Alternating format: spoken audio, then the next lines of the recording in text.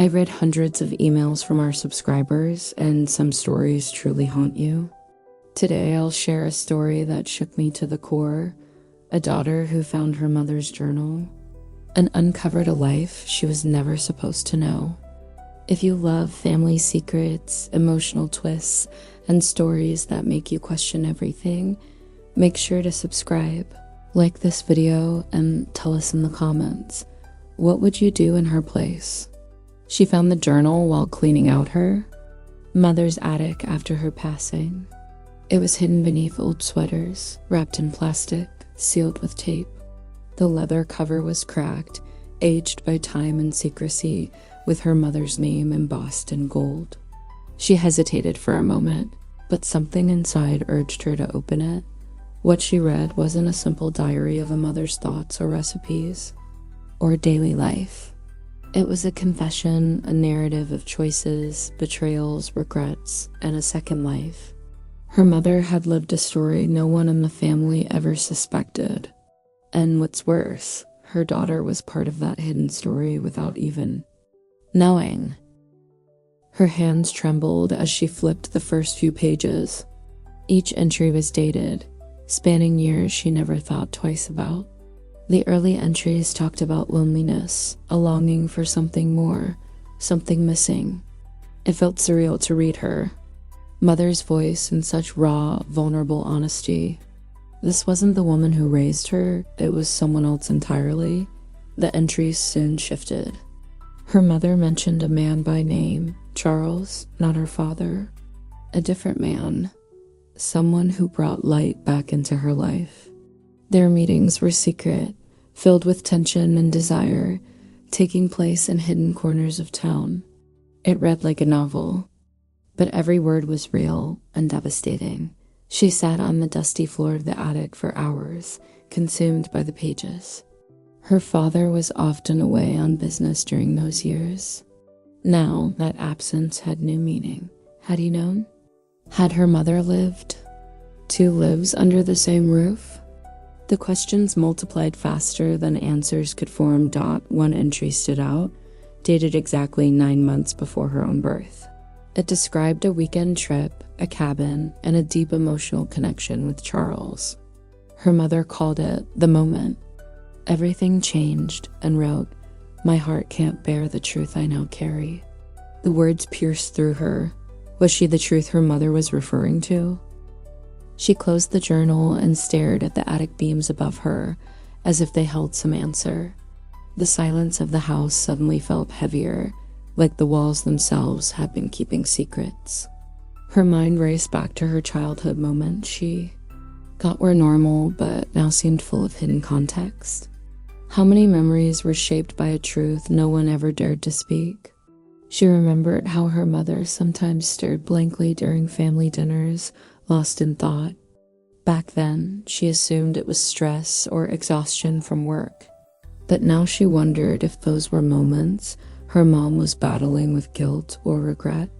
It made her stomach turn, as if her own history was unraveling in reverse.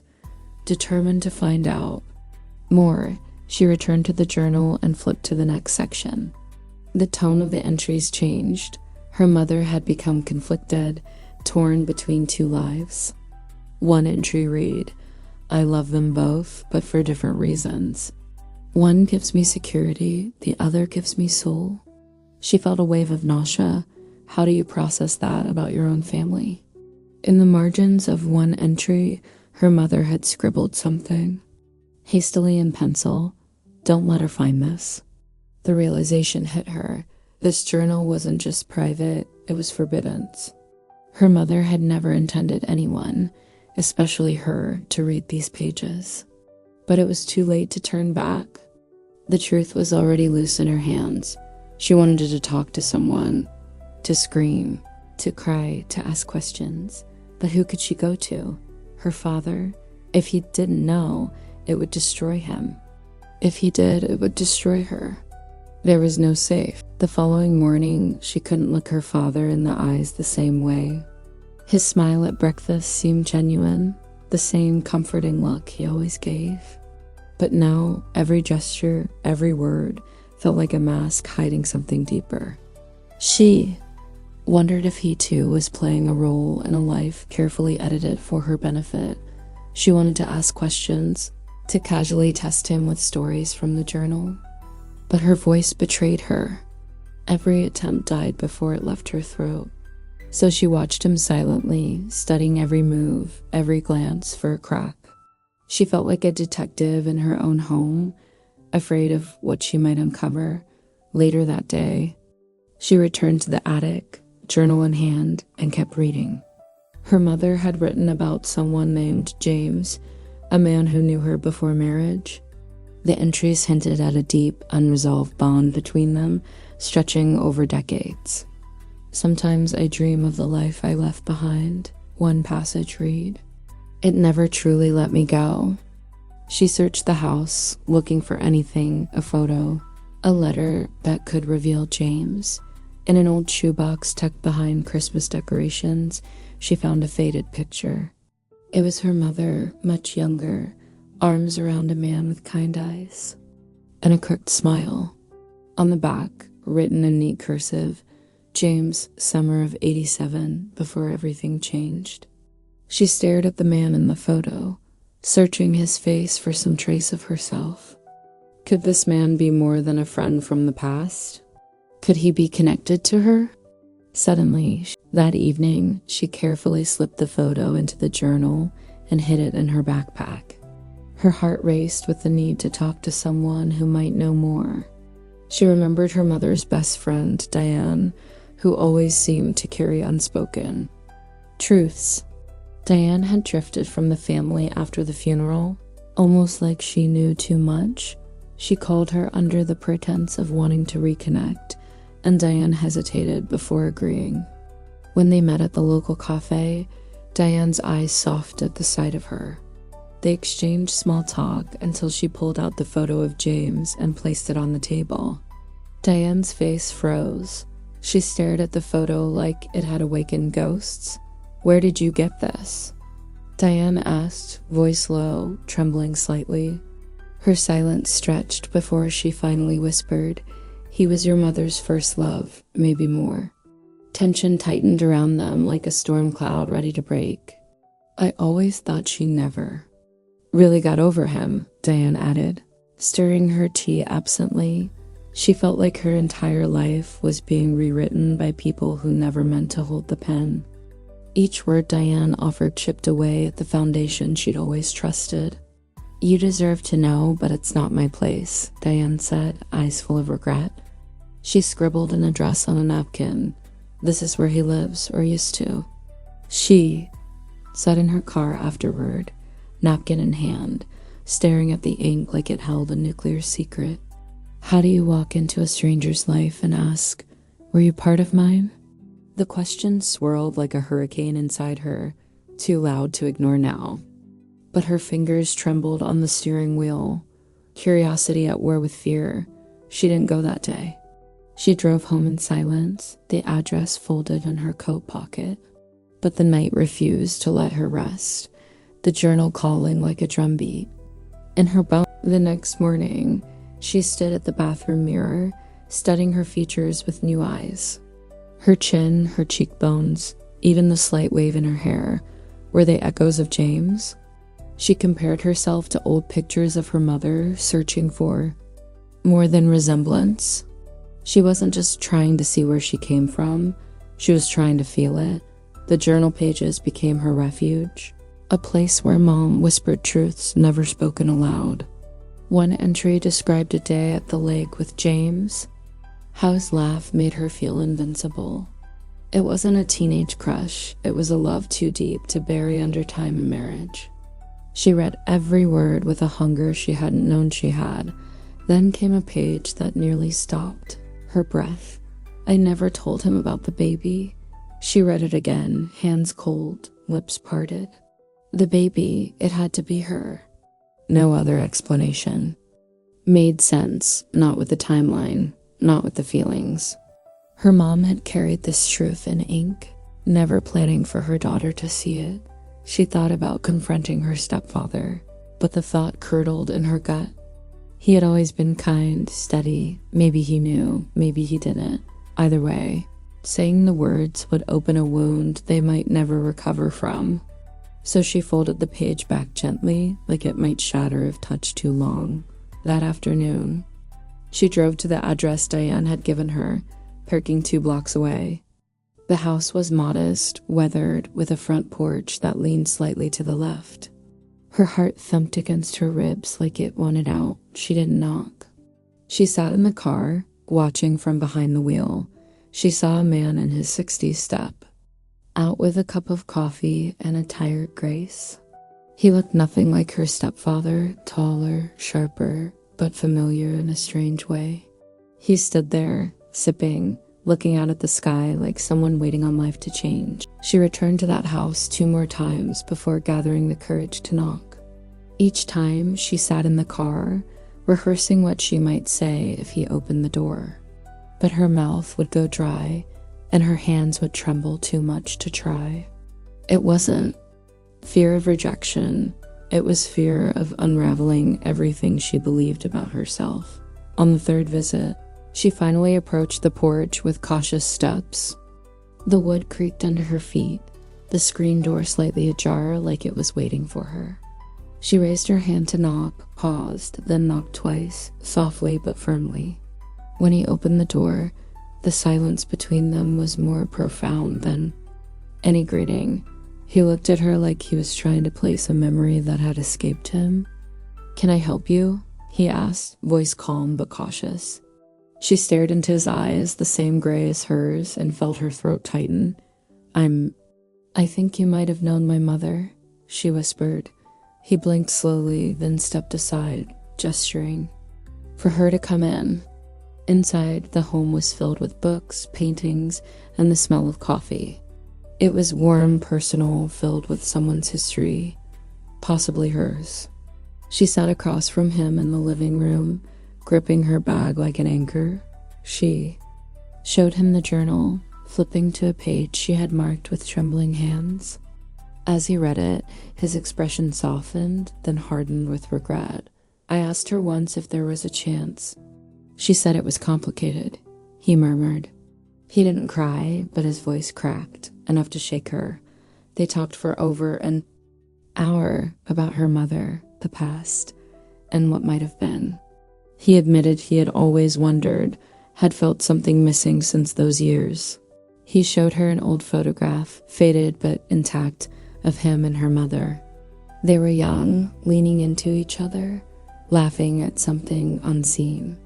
Her mother looked carefree in a way she never saw at home. It was the first proof that this chapter in the journal had truly lived. "I loved her more than I could explain," he confessed, holding the photo gently. "But life was complicated. She had responsibilities.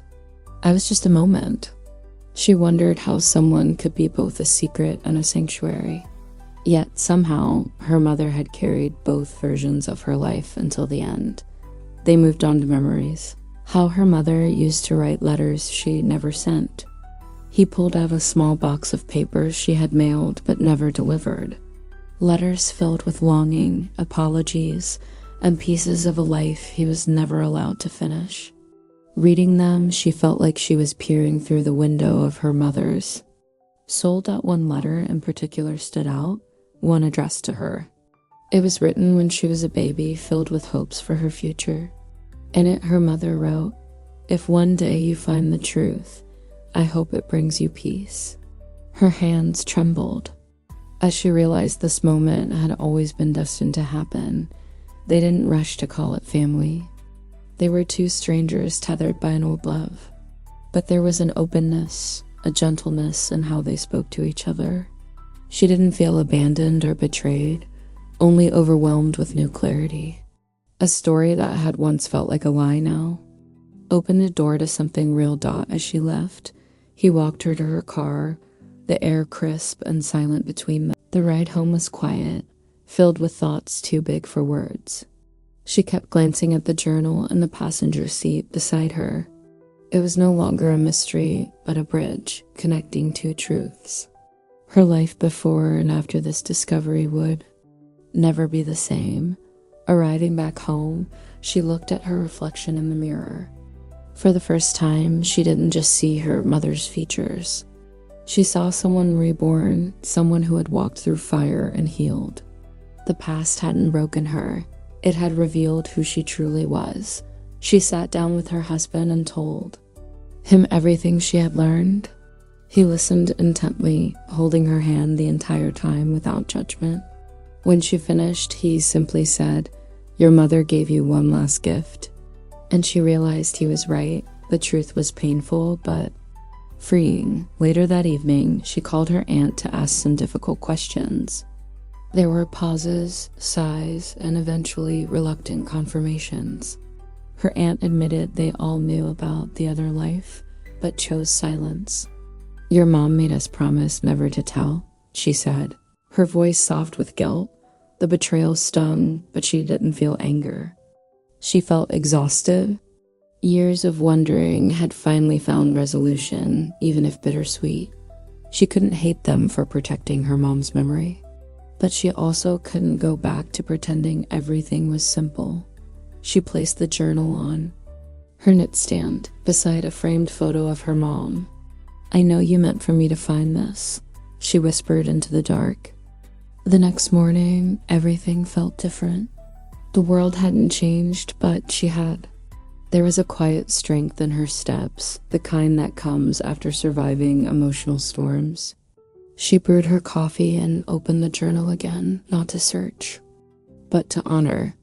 Each word now felt like a conversation, a final dialogue between mother and daughter. She decided to visit her grandmother's old house, the one from her mother's stories. Walking through the garden, she imagined her mom as a girl playing under the trees. It gave her comfort, grounding her in a reality she'd never known she needed. There was pain, yes, but also a strange kind of peace and understanding the roots. Inside the attic, she found more than dust and forgotten boxes. There were photographs, letters, and trinkets tied with ribbon, pieces of a hidden past. She took her time, touching everything gently like they were sacred relics. Her mother had left behind a map of memories, and she was following it with care. Among the papers, she found a letter addressed to her, dated 2 months before her mom died. It was sealed, yellowed with time, and her hands trembled as she opened it. The letter was full of love, honesty, and hope.